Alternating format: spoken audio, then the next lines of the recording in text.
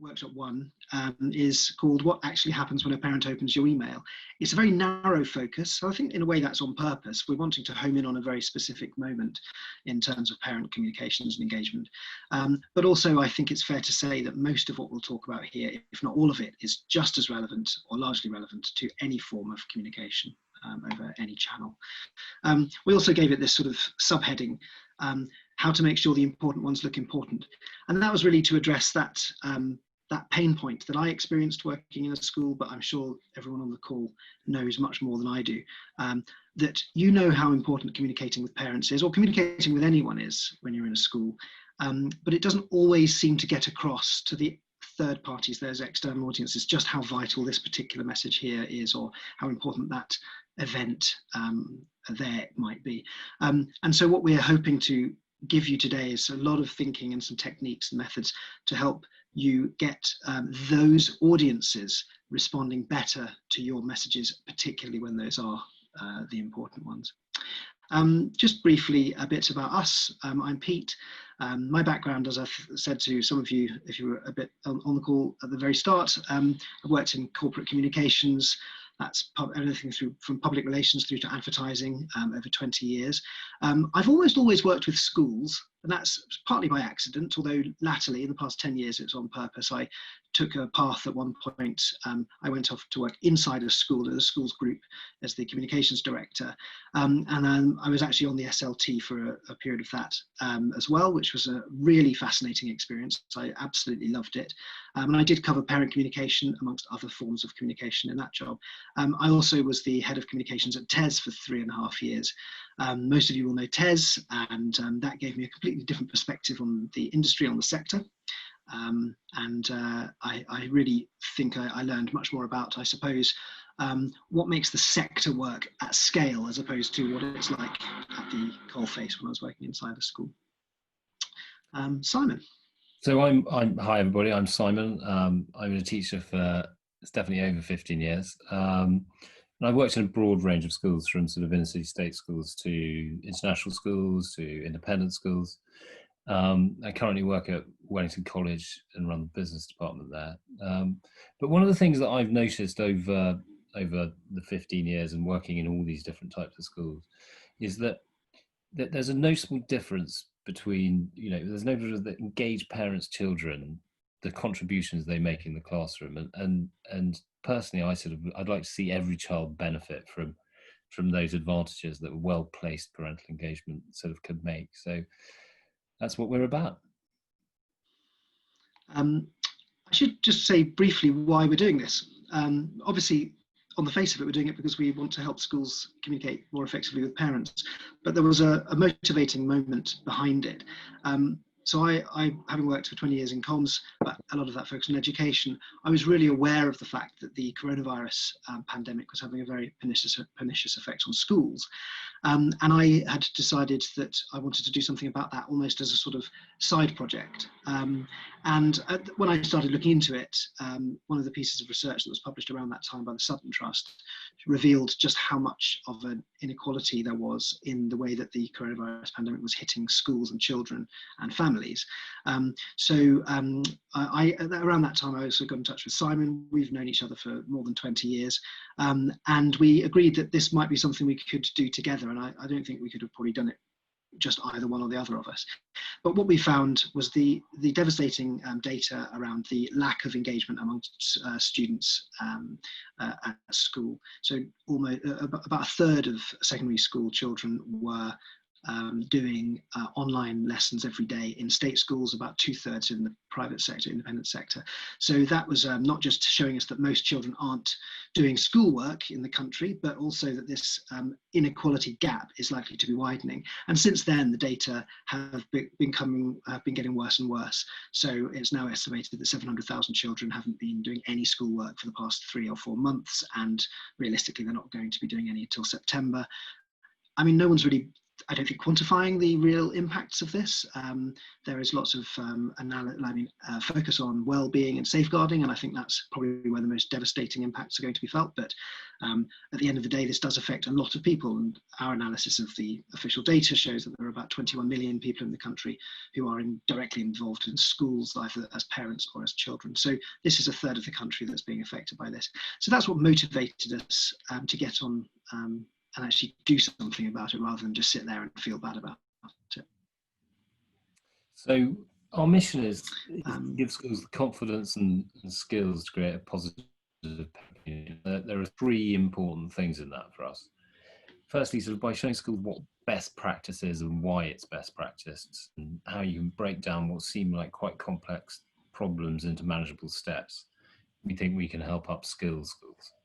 Secondly, by giving them confidence in their own communication capabilities, schools will instill confidence in the parents. And at the moment, they're being relied upon to help with their children's education in a way that hasn't happened in living memory. And some parents are really struggling with it.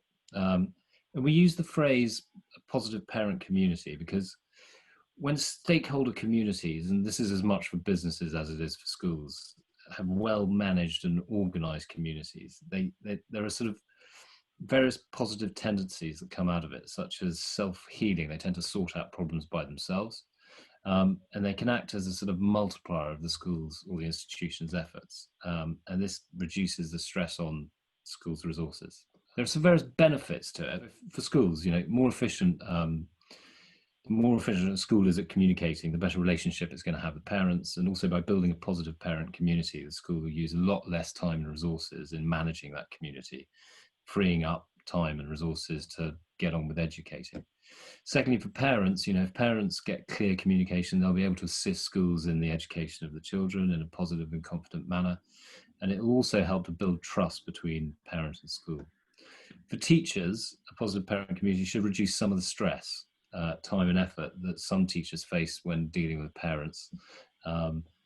As essentially, for any school, us teachers tend to be on the front line between school and parent. And then lastly, for students, if we can get to the stage where parents are doing what schools ask of them and want them to do, we should see a rise in parental engagement, and that should have a positive effect on academic attainment. And there's considerable research done, educational research done on it, although it's difficult to prove it. But you know, if you go to our website, I think under the Improve tab, you'll see quite a lot of information about research on parental engagement and the timeline of the history of that.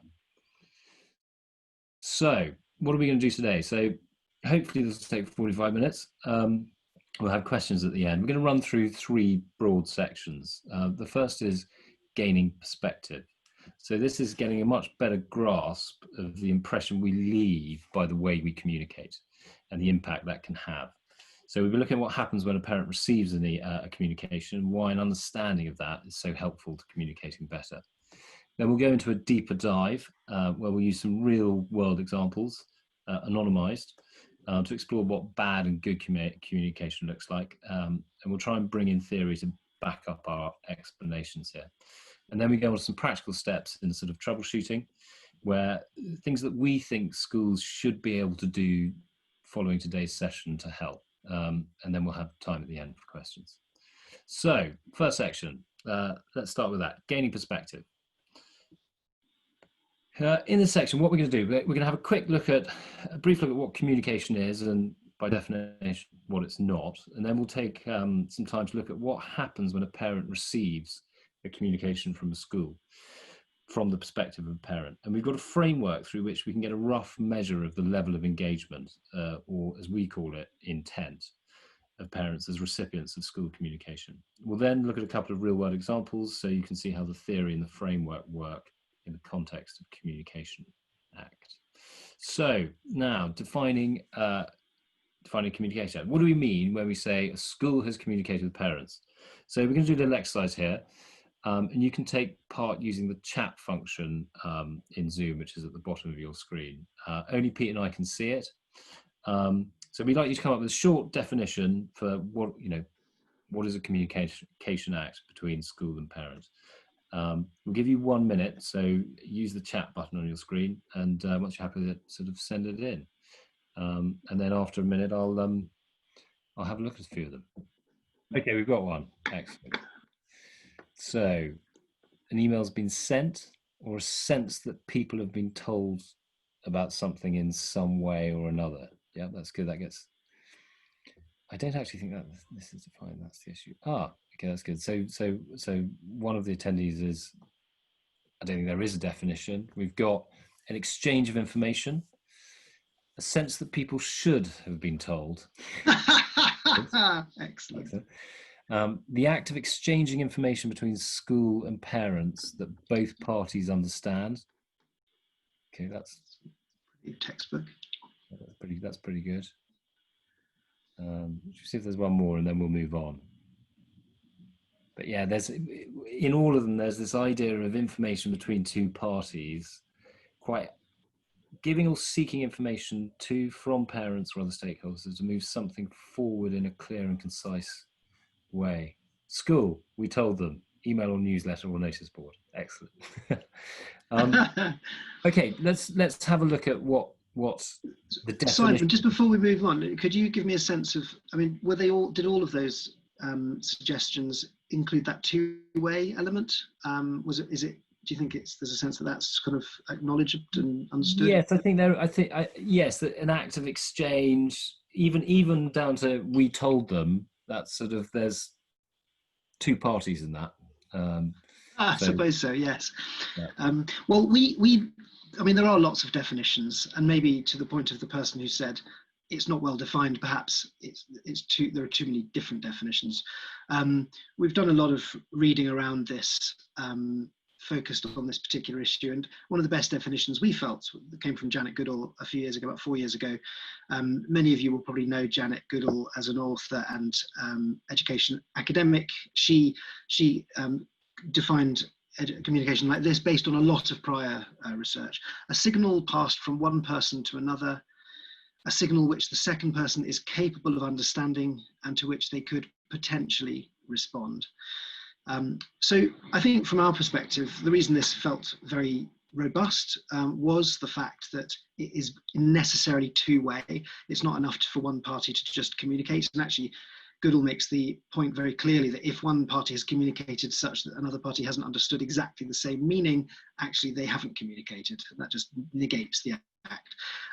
But we thought it was just worth mentioning a couple of things here.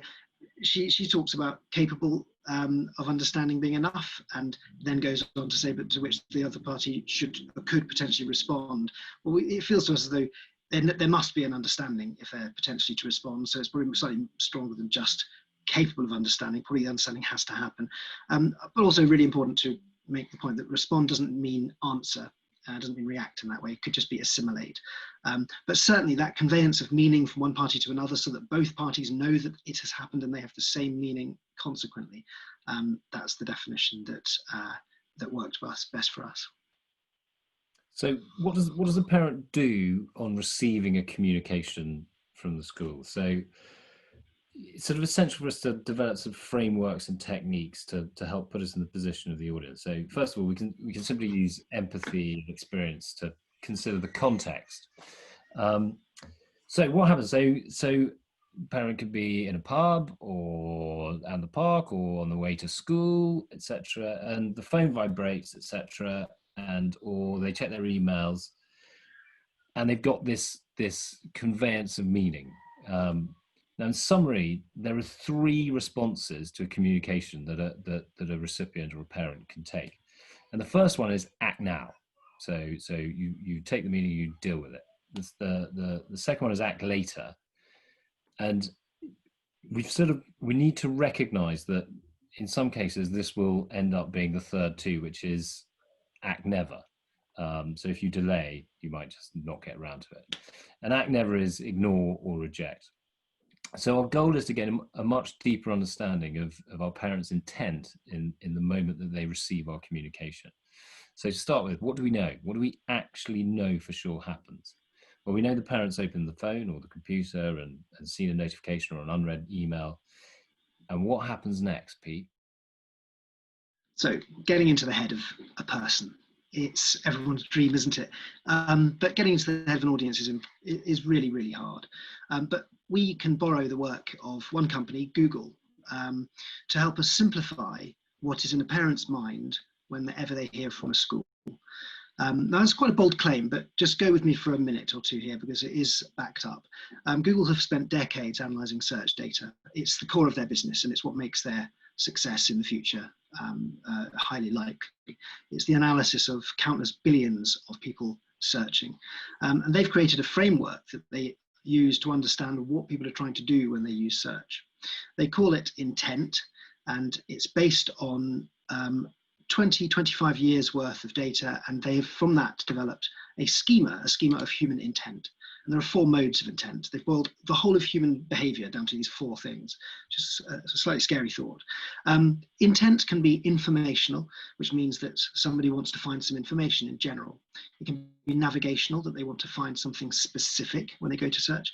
It can be transactional, which means that somebody wants to do something, and in the context of Google, that probably means buy something, which is why they say transactional. And then it can be investigational, which means that somebody wants to find something out about something specific, but it's in order that they can later make a decision better or do something more effectively. But we can use this to think about how parents are minded to respond to our communication too. Now for us, because our audience is a captive audience and the parents are tied to us for a prolonged period of time, we can also think about how we can change their intent by our behavior. So let me explain that. So in our parent context, we can think of this intent, informational intent, as a parent who is generally receptive to hearing from us because we communicate regularly and consistently.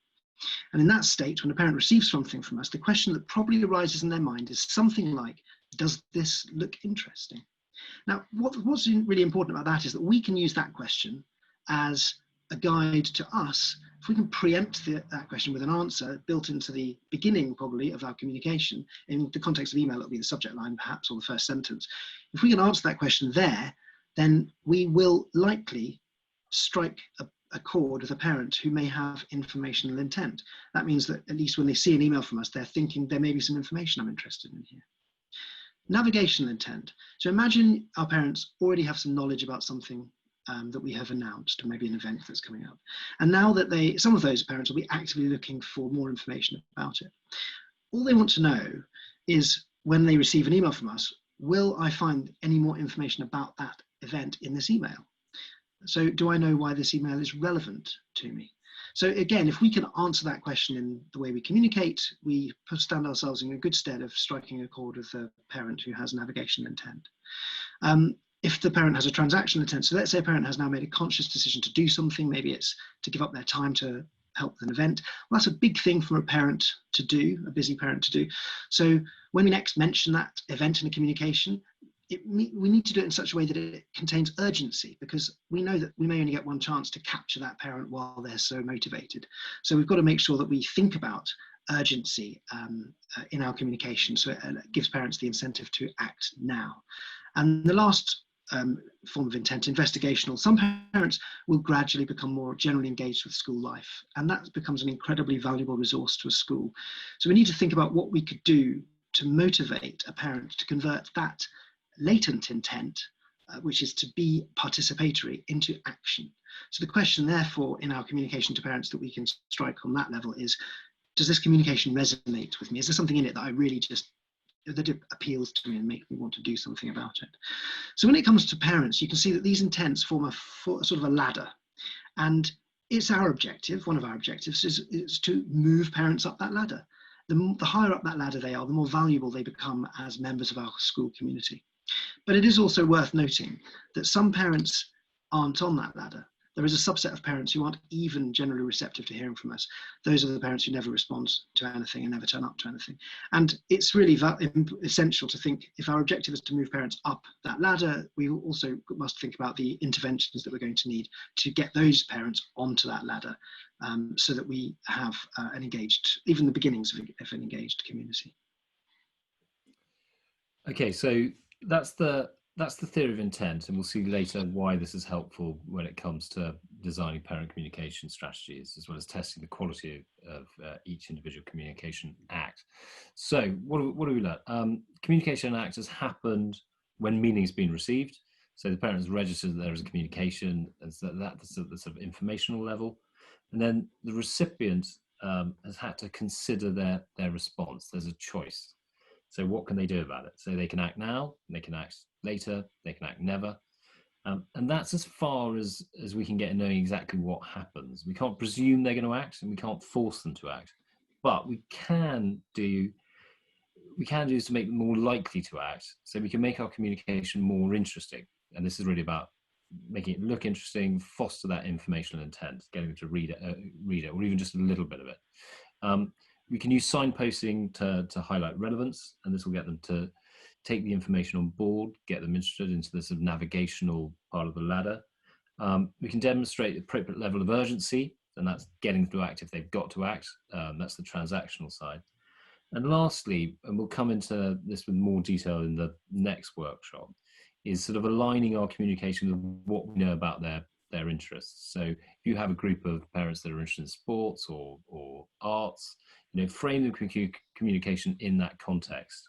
So this comes down to sort of segmentation and really knowing what parents are interested in what. And even at a very crude level, if a school was to do a survey and found out that 70% of parents were most interested in the academic information about their children, the school can sort of frame important communication in that context.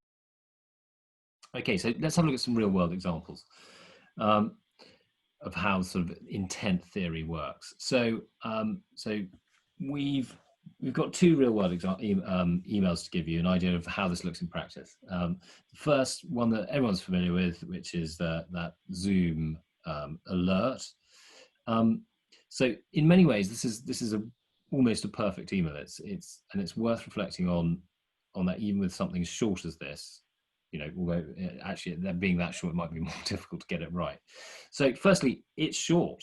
All the information you need to know is there without even opening. So on your email, that's the sort of teaser that comes up before even opening the email. And the relevant information is highly visible. Yeah. So this is the informational aspect. And secondly, it's quite pointed. It's obvious what you need to do. Click on that URL. And this is sending the recipient up the tiers of the intent ladder to the sort of navigational. And thirdly, it's urgent. People are waiting. Do something about it. There are exclamation marks. That's the transactional side. Pete's going to have a look at it. But we have another. This is also a real world example, and sadly, this one is from a school, so it's sort of more in the space that we are talking about.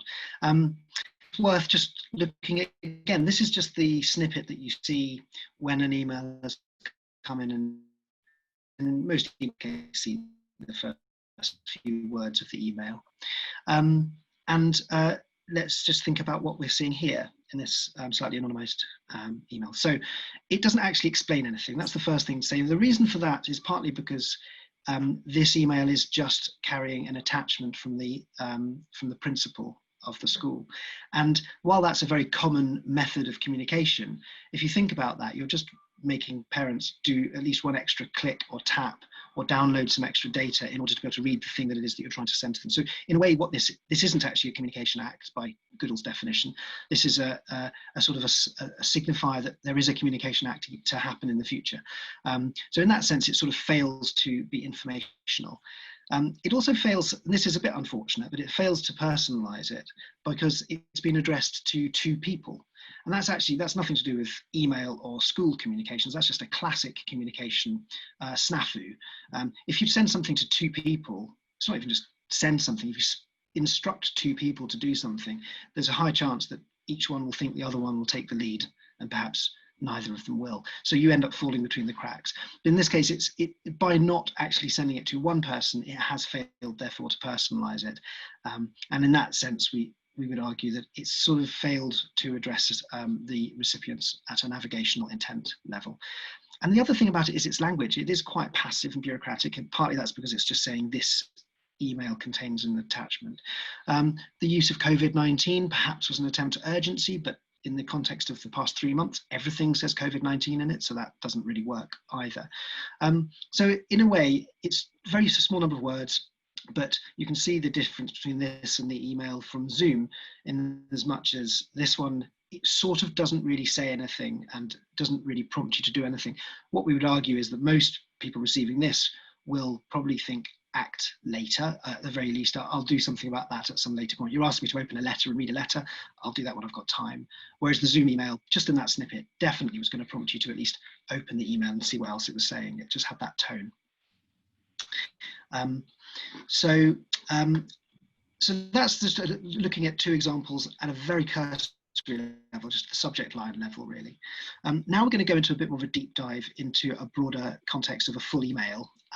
We will use real world examples here as well, but also we're going to bring in some theory to this as well. So in that section, we were bringing in some theory which was very much from the world of advertising and communication. Here, we're going to bring in some theory which is, I can tell you, is very, very pertinent to advertising and communications as well. But here probably is something a bit more familiar for anyone who's working in education as well.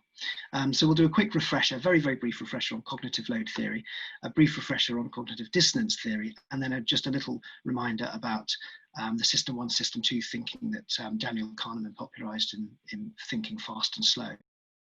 So this is a 30-year-old theory about brain works with memory to assimilate, store, retrieve, and apply information. The theory says, first of all, that cognitive work is done when using memory in the process of thinking and understanding, and that cognitive load is finite. There's a finite capacity. People can become overloaded. Also, it talks about two different types of memory.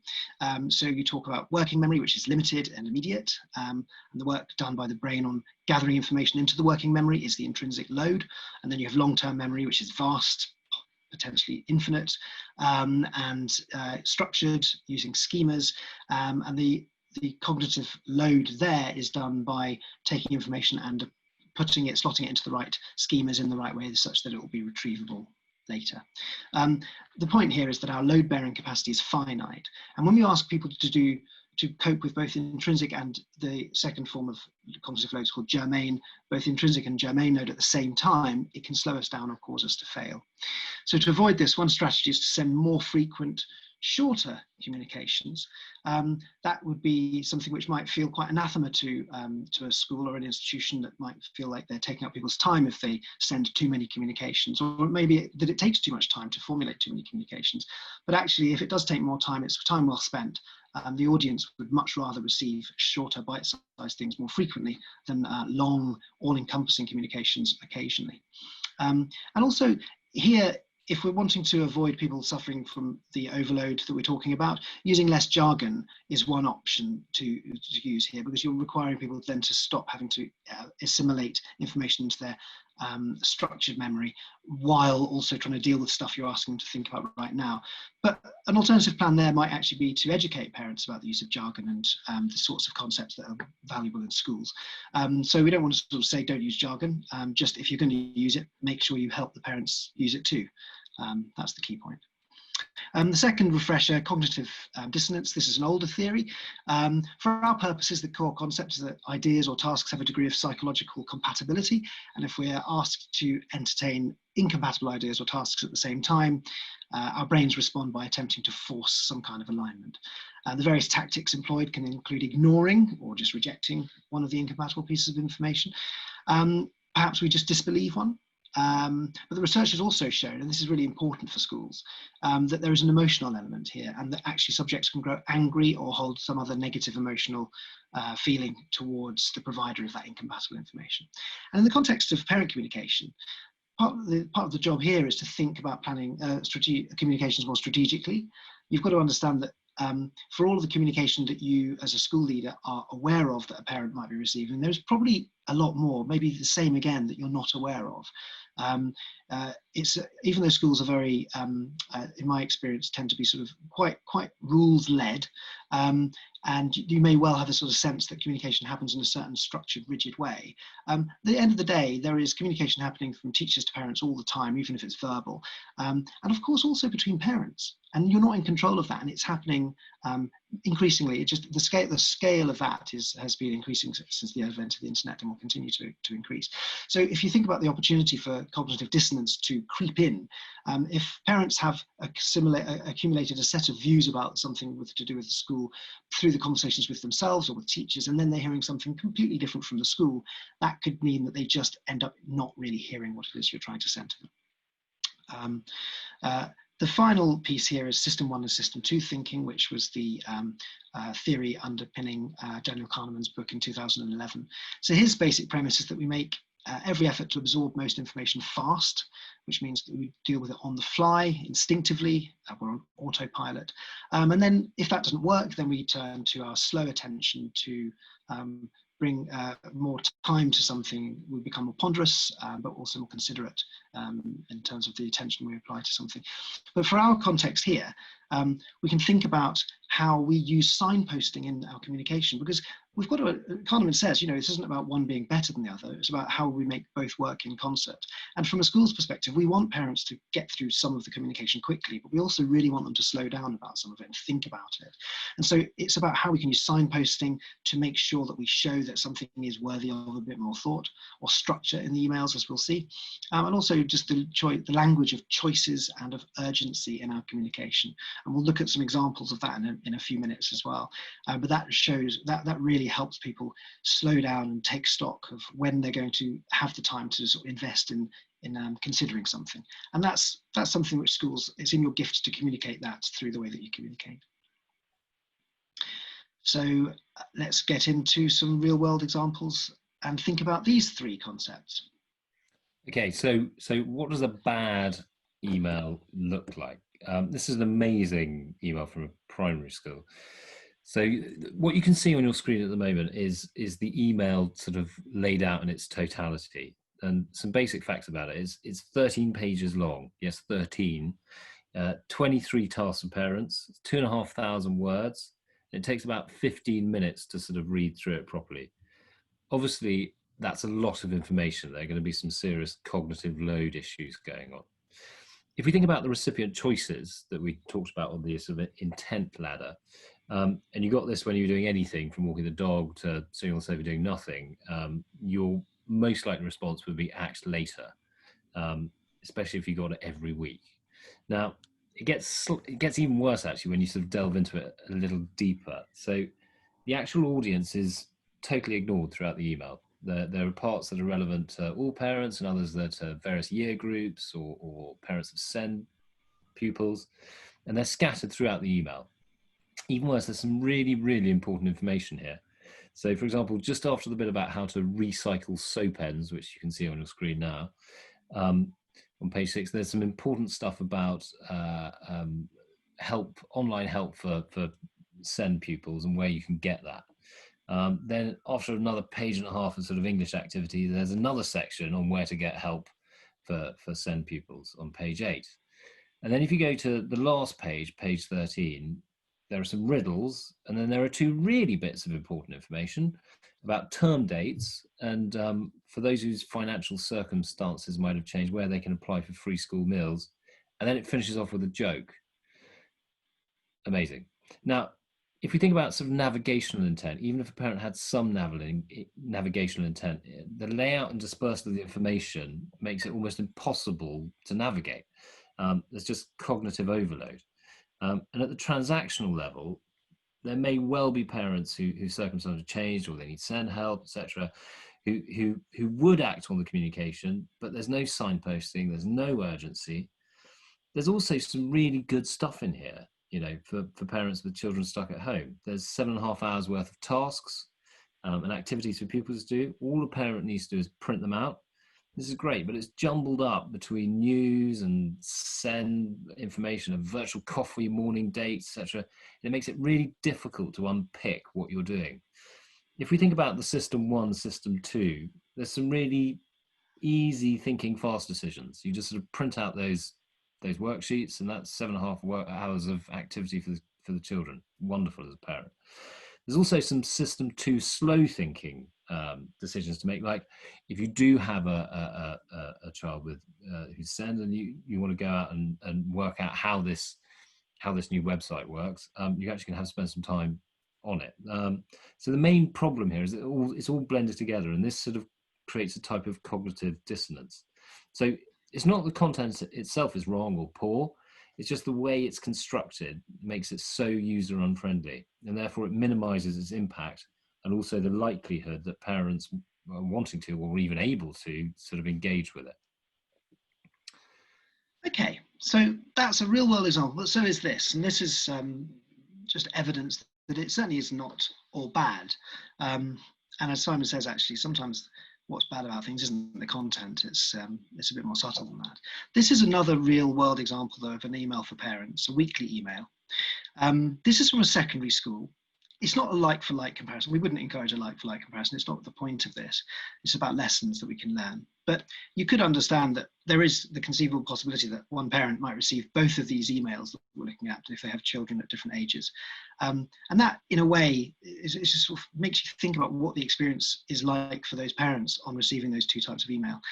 Our first thought, having looked at this email, and knowing it was from a secondary school, was, well, it looks a bit more grown up because it's a slightly more grown up school. But of course, these are all aimed at parents. Parents are the grown ups.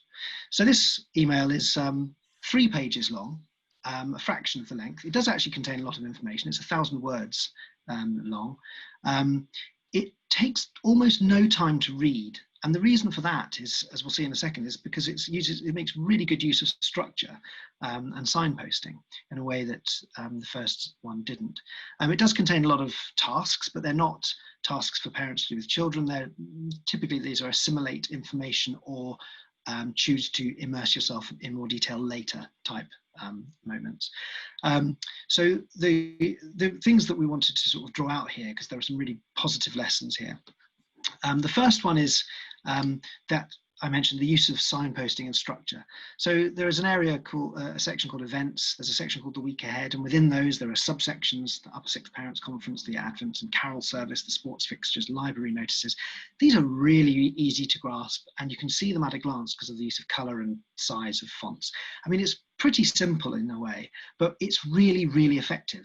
And you can easily imagine if this is the sort of email that's coming out every week to the same set of parents, it doesn't take many weeks before they've become absolutely expert at deciphering and decoding the email that you're sending them. So that time it takes to read it just gets quicker and quicker. They will know where to look for the stuff that they're interested in or that they think is valuable.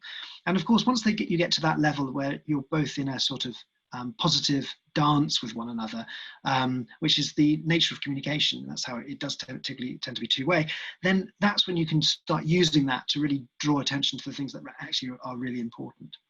The second thing that we thought was really fascinating here was this brilliant little twist where under sports fixtures, they offer a choice. You can either read through a link more information about the forthcoming fixtures, sports fixtures, or through a link just next to it, more than that information, which includes more about venues, timings, and team names. That's a really, really smart move. What you're saying to the reader is, we trust that you don't have the time to read everything we send you, but we also trust that you might want to read about sports. And if you can imagine, if you're a parent who's going to have to be driving your kids to one of the matches, you might click the second link. Other parents might not have any children actively involved in the sports, but they might follow the sports anyway out of their own interest, in which case the first link works for them. That use of choice is really smart, I think really unusual actually, but a really, really sensible way of treating the reader like an adult. A third factor here which works really well is that there is parts of this single email which seem to be drawn from different parts of the school. And so, for example, the library notices section, it's written in a slightly different tone of voice from the other sections. It seems like it's written by the library team, and then there's a link to the library blog. So what you've actually turned your email into is it's almost like a sort of a weekly advert for what's going on in the school community, and then the school community is responsible for making it effective on the different levels that we've been looking at. So in this case, it's absolutely informational because it's written in a really positive, pacey way. It's navigational. I mean, there's a link there that you can sort of go off and find out more information. If you were minded to want to find more information out about what's going on in the library, it's just very clear what you can do. And actually, that really is sort of demonstrating how you can lift parents up that intent ladder through what you're doing. But it's also worth just noting that one of the things that this does is it doesn't patronize parents by assuming that they're going to read all of your communication. What it does is it sort of says, look, we want you to act now, but if you need to act later, that's fine. Here's how you can do that. And in this case, it's by containing links to the website. But they don't miss the act now moment either. So this is a part of that email as well. It's the only mention in that whole email in 1,000 words where they really bring in urgency. This is something you need to do right now. But they talk about first come, first served booking bookable seats for an event. That really measured use of urgency is much more powerful than trying to make everything urgent. So overall, it feels as though this email has had a sort of a good editor behind it. It's compiled through from the school and representative of the school. And as we've shown, it doesn't overload you. It's very clear. It allows you to choose when you're going to absorb more information, so it doesn't sort of throw things at you which might then confuse you. And also it uses signposting and links and the language of urgency to lift you up that ladder. Really excellent piece of communication. Look at some ideas and tools that might help schools to assess their communications with parents, and ways in which, if they need, they can improve their communication. So first question is, why doesn't the message land? So what are the reasons in your experience the message to parents don't get through? Okay, so we've had one come through, which is it's generic rather than targeted, sort of long and starts with a story. No clear strategy for what is communicated, through what channels, so parents don't know what to expect. Yep. Out-of-date parent info. Yep. Absolutely. See a couple more and then but it's due to habit. Same parents always open, the same parents don't. Yeah, that's the thing to change, isn't it? Okay, well, actually, if you one more, seen at an inappropriate time, not really clear language, too frequent communications. Yeah, I think we've got all of the reasons why it doesn't happen. And actually, if you spend a bit of time thinking about it, it breaks down into quite obvious sort of 5 reasons. So the first one, which actually hasn't come up, is it didn't happen. So the communication, for whatever reason, wasn't sent. So this can include phone calls or app messages, texts, emails, etc. Now this is an internal system or process fault. Either someone hasn't done something that they should have done, or the technology has failed. And that's you can be pretty sure that if you identify that as a problem, that's pretty easy to stick with. The second one is the communication wasn't received. And again, it was alluded to in some of the chat there, because it could be because of poor technology on the other side, or it could be poor record keeping, like you've got the wrong email address or the wrong contact details. And again, both of these two here are relatively easy to identify and fix, and you can be pretty sure of what the communication failure is. The third one, and we start to get into a bit more sort of shady ground here, is it wasn't read, or the phone call wasn't answered, or the communication method isn't a preferred one for the recipient, such as social media platforms. I can hear that. This would indicate some lifestyle barriers, for example, phone or emailing at the wrong time, or cultural barriers. It might be that it's on a religious holiday it was sent, and these are all essentially, they're obvious barriers that would be easy to overcome if you had the sort of foreknowledge of them. The fourth one, which is it just wasn't understood, and there are probably a couple of linguistic issues here. The most obvious is the language itself, i.e. if you're sending an email in English to a parent that can't read English, that's a problem. And I think we sort of touched on it earlier. A second problem could be jargon. And I think for those of us that do work in schools and education, I think we sometimes just aren't aware of how much jargon there is out there and how much we use it, and just how impenetrable it is to someone who's not in the know. And the fifth one, which was that communication wasn't prioritized. And this comes down to some parents, the same parents always read it, the same parents don't read it. And there's a lot of reasons why this could happen. This is disaffection. So this could come down to disaffection due to poor signposting from the school that something's actually important. I was talking to a friend earlier today who has 3 children at 3 different schools. And for her youngest, she's completely stopped reading any of the emails that the school sends her because she finds them so boring and she finds them too difficult to find out what's relevant for her and her child. And what's happened there is we've sort of dropped off that intent table completely below the informational.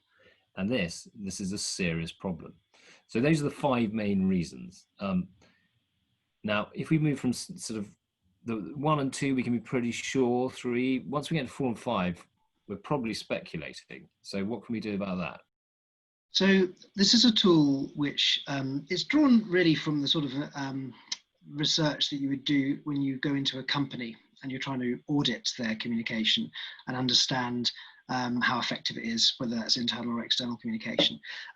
It's been slightly tailored to meet the school context. So let me just explain what we're looking at. So from left to right, it's the 5 different reasons messaging fails, as Simon just alluded to, from not sent through to not prioritized. And then on the vertical scale, you've got the sort of no knowledge as to what's going on, which is where it's pure speculation. And at the top, you've got 100% certainty. We know exactly what it is that's going on. So the tool is designed to keep you, to organize an inquiry or organize an investigation of some sort.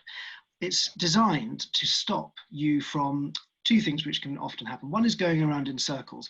If communication is failing or you have a sense that communication is underperforming, it's really hard to get to the bottom of it in one leap, because it can be for so many different reasons, and there can be multiple causes as well, as we'll look at in a second.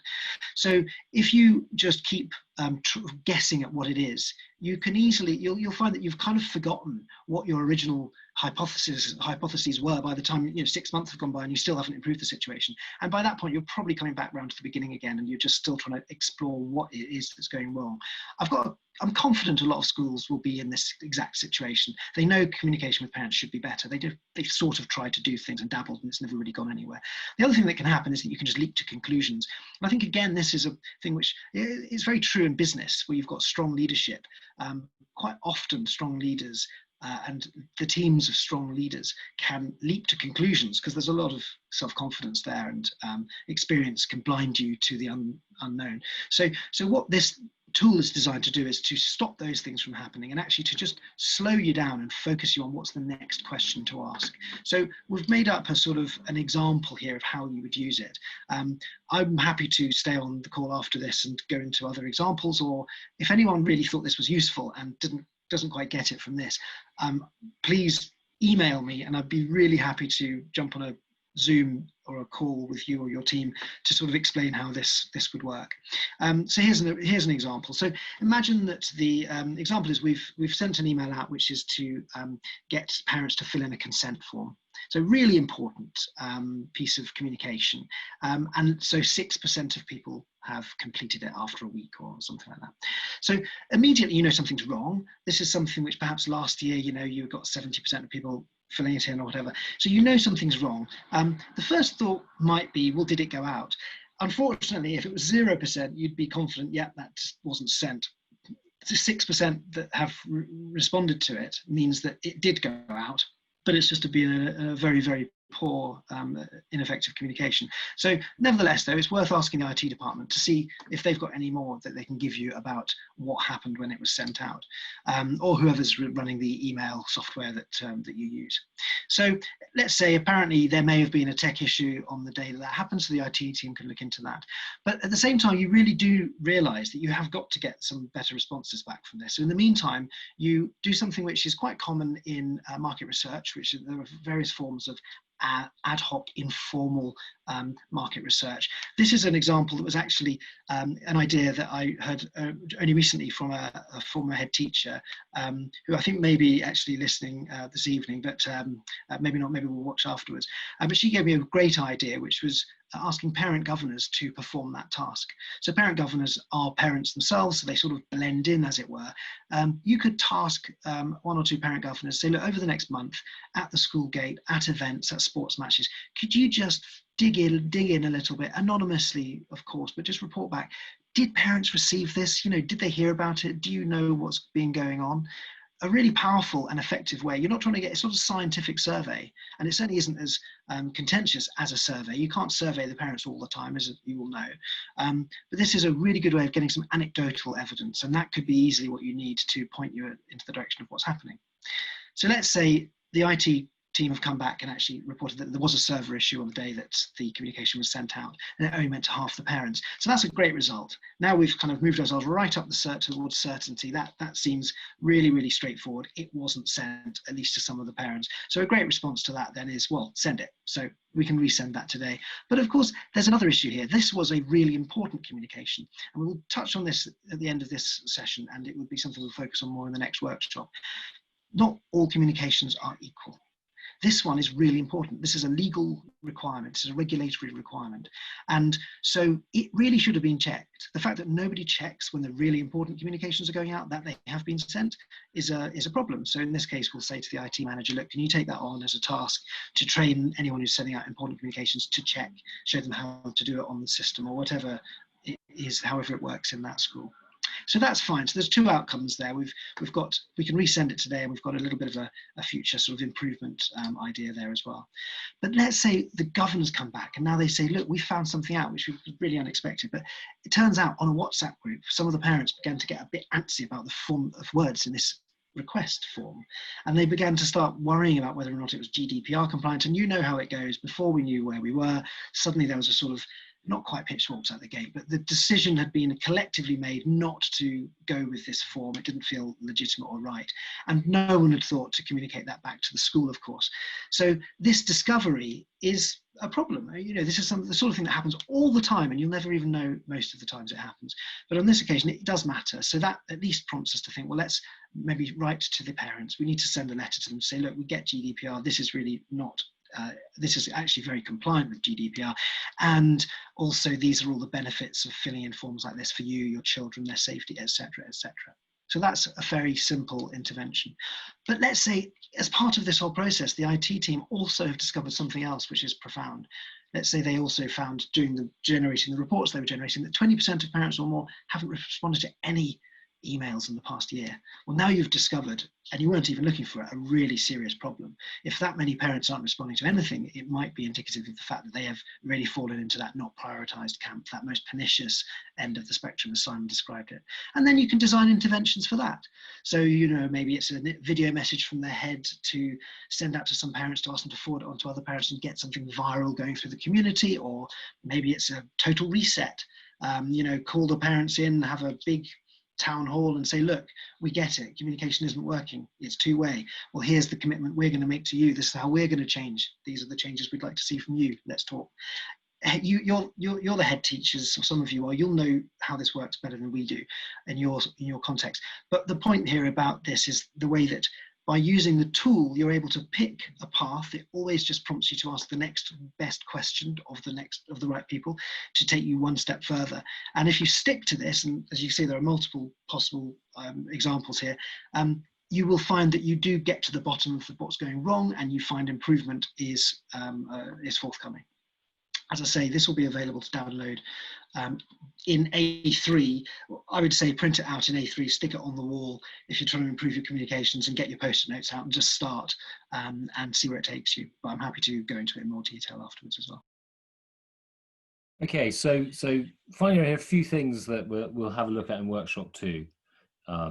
So the first is stratifying your communications. This is about working out internally which communications are the important ones and which aren't so important. And obviously there's a difference between a legal or safeguarding or regulatory communication and one about social events. So that's sort of an internal thing you can do. It's very easy. The second is the use of signposting. And this is making it obvious to parents where it is on that sort of importance scale. The third is segmenting your parents. And here is really knowing what their hooks are. So you can move them up the intent ladder. There are some highly invested parents at schools who act like hubs in the parent community and on WhatsApp, etc. And if schools can use those parents correctly, they can do a lot for the school. And this saves the school time, resource, money. So that's what we'll be looking at, sort of workshop 2. So we hope you've enjoyed today's workshop and maybe gained a bit of an insight into what's going on, and maybe a few ideas as to what schools could do better. So now time for any questions. Okay, so there's a question there. Are there any free communications tools that you'd recommend looking at, for example, for newsletters? Yes, I mean, there are a lot, and I don't think we would want to sort of sit there and say we're the expert in all of them, but what we can do is send it. We've got a set that we would recommend as being used by all sorts of businesses and organisations, including schools, that we've sort of accumulated. So we'll share that in the email. I personally have sort of run or developed campaigns and programs using at least 2 or 3. My personal favourite is MailChimp. I think MailChimp's pretty old, but it does a very good job, and it is free up to a certain level. But most schools would struggle to need a paid version, and even when you do, it's like £10 a month or something, so it's pretty inexpensive. But I think rather than try and answer that comprehensively now, maybe we'll sort of put a little section into the email with some links to some suggestions for that. Pete, there is one question. In your knowledge, do schools tend to track readership of their digital comms? That's a really good question. So that question. I would imagine that it's very, very common to track readership for 2 reasons. One is because actually there is a whole range of, this isn't the free tools, but there's a whole range of paid for school communication tools which are used for communicating with parents among other audiences, and they will all have dashboards and metrics built into them, and reading rates is one of the easiest things to track. So I'm very confident that schools are tracking those. Whether or not those are being used is a completely different question. And that's not to say that's the be all and end all or a massive priority, but it is the sort of treasure trove of data. When Simon's mentioned, we want to get into segmentation a little bit in the next workshop, not to get deeply immersed in it because that's too much, but just to help schools understand what they can do using free tools and a little bit of time to go a long way. And actually that's exactly the sort of data that you can use to segment your audience. It's not all about who they are, sometimes it's about what they do. And whether or not they read your emails is a really good sign of how engaged they are. But that said, I mean, we should always caveat everything we say with there are 30,000 schools in the UK, and there are schools at each end of the spectrum and a level load in the middle. So there will be schools who are absolutely incredibly good at everything that we've talked about already and don't actually need any help.